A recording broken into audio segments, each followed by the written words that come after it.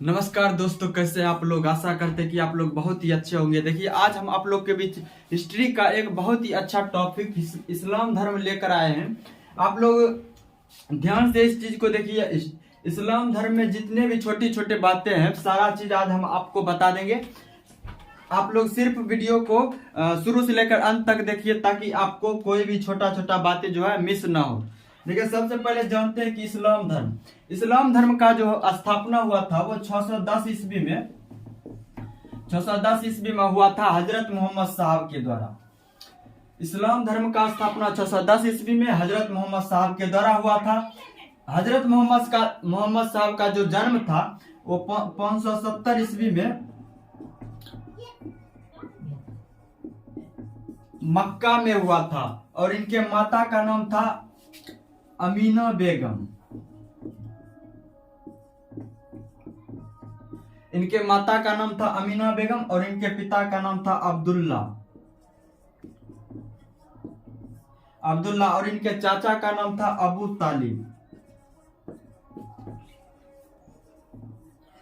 और इनके पत्नी का नाम था खाहिजा, और इनके जो पुत्री थे उनका नाम था फातिमा,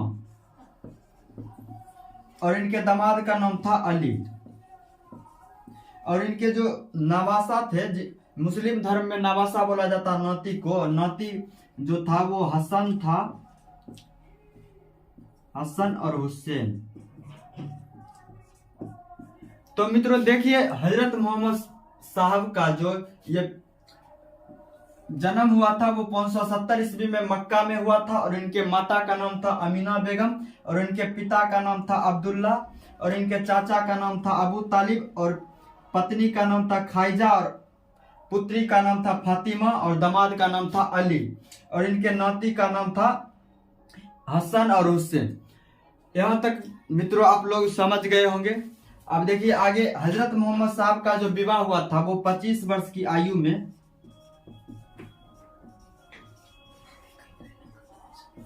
25 वर्ष की आयु में खाइजा के साथ हुआ था। हजरत मोहम्मद साहब का विवाह 25 वर्ष की आयु में खाइजा के साथ हुआ था। अब देखिए, हजरत मोहम्मद साहब को ज्ञान की प्राप्ति जो हुआ था वो मक्का के हीरा नामक गुफा पर इनको महाज्ञान की प्राप्ति हुआ था।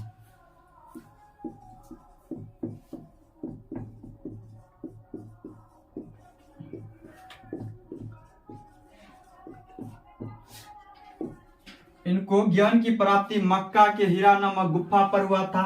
इनको कुरान का शिक्षा जो दिया था वो अल्लाह के एक दूत जिब्राइल के द्वारा दिया गया था। जिब्राइल के द्वारा इनको कुरान की शिक्षा दिया गया था। और इस्लाम धर्म का जो उदय हुआ था वो 7वीं शताब्दी में हुआ था। इस्लाम धर्म का उदय 7वीं शताब्दी में हुआ था, और इनके द्वारा दिया गया सिद्धांत था ये हजरत मोहम्मद साहब एक सिद्धांत दिए थे जो था एकेश्वरवाद का सिद्धांत दिया था, जिनका मतलब होता है एक ही उस ईश्वर। इन्होंने एक सिद्धांत दिया, एक ही ईश्वर को मानने का सिद्धांत दिया, और ये अंधविश्वास और मूर्ति पूजा का विरोध किए। और इन पर 622 ईस्वी में एक व्यक्ति था यहूदी जो 622 ईस्वी में हजरत मोहम्मद साहब पर हमला कर दिया। उसके बाद हजरत मोहम्मद साहब मक्का से मदीना चले गए थे। इस्लाम धर्म में मक्का से मदीना की यात्रा को हज यात्रा कहते हैं।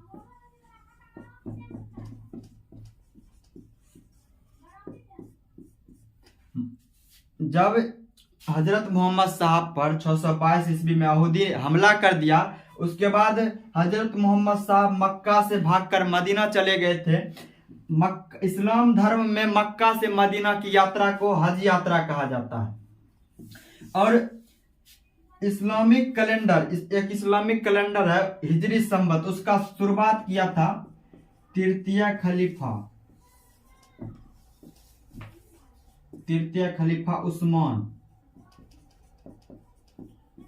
उस्मान के द्वारा हिजरी संवत का शुरुआत किया गया था, जो तृतीय खलीफा था। हजरत मोहम्मद साहब के उत्तराधिकारी को खलीफा कहा जाता है।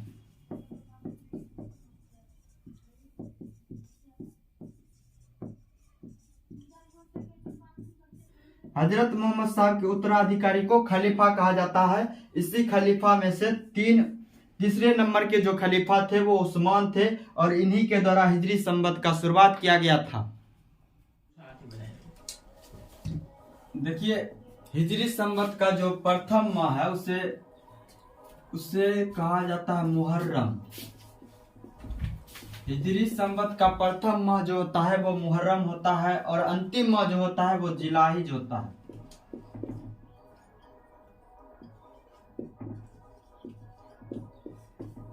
तृतीय खलीफा उस्मान हिजरी संवत का शुरुआत किया था, जिसका प्रथम माह मुहर्रम होता है और अंतिम माह जिलहिज होता है। देखिए इस्लाम धर्म के द्वारा दिया गया यहाँ हजरत मोहम्मद साहब होगा।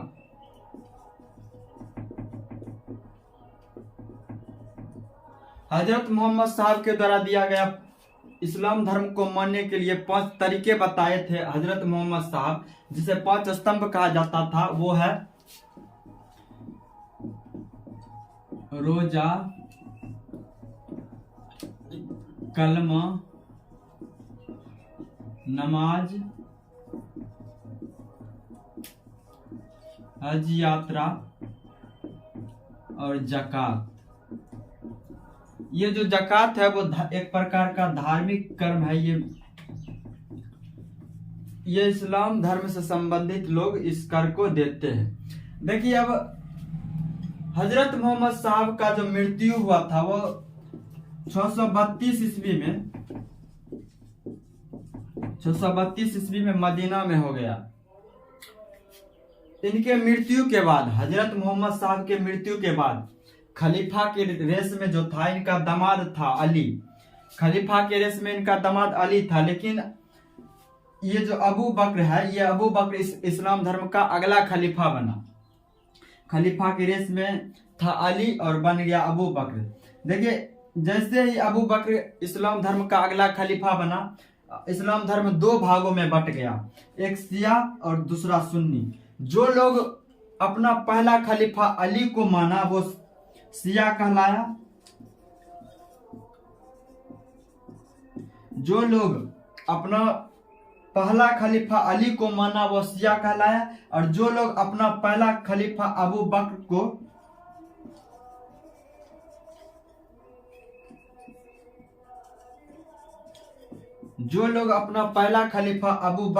अबू बकर को माना वो सुन्नी कहलाया। अब देखिए जब अली की भी मृत्यु हो जाती है, उसके बाद खलीफा के रेस में जो था इनका पुत्र था जिसका नाम था हुसैन। वो खलीफा के रेस में था, लेकिन उसी समय बगदाद का एक शासक था जिसका नाम था अब्बासी।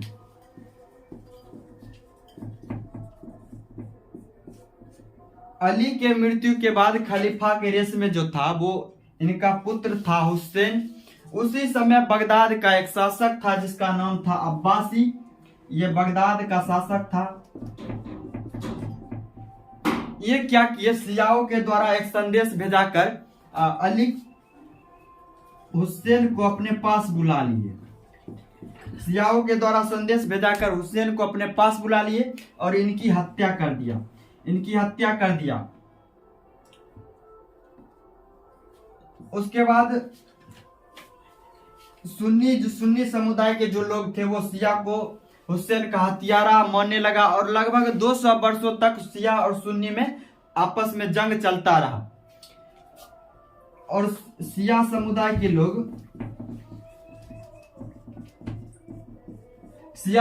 के लोग मुहर्रम के प्रत्येक 10 तारीख को, मुहर्रम माह के प्रत्येक 10 तारीख को हुसैन के शोक में मुहर्रम पर्व मनाते हैं।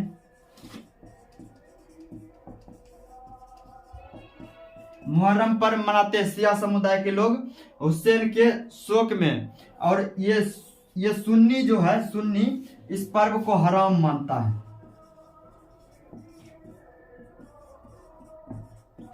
सुन्नी मुहर्रम पर्व को हराम मानता है।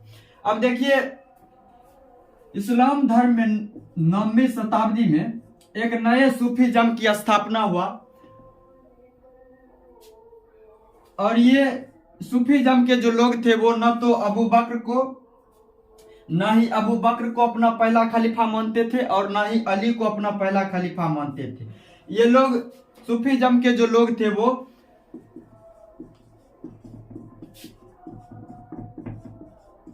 सूफी संगीत के माध्यम से सूफीज़्म के जो लोग थे वो सूफी संगीत के माध्यम से सिर्फ अल्लाह का इबादत किया करते थे। उसके बाद देखिए हजरत मोहम्मद साहब के जीवनी को इब्न इसाक के द्वारा लिखा गया। हजरत मोहम्मद साहब के जीवनी को इब्न इसाक के द्वारा लिखा गया।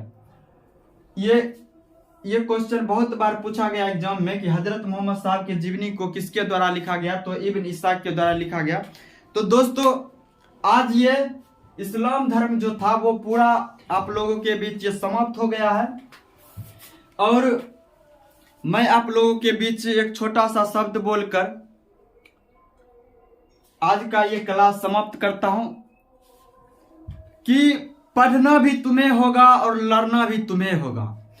पढ़ना भी तुम्हें होगा और लड़ना भी तुम्हें होगा। ये लड़ाई खुद से ही है, ये लड़ाई खुद से ही है, ये समझना भी तुम्हें होगा। मित्रों अगर ये आज का क्लास आप लोग को अच्छा लगा हो तो मेरे चैनल को सब्सक्राइब करें, अपने दोस्तों में शेयर करें और फिर मिलते हैं हम लोग अगले वीडियो में। तब तक के लिए जय हिंद।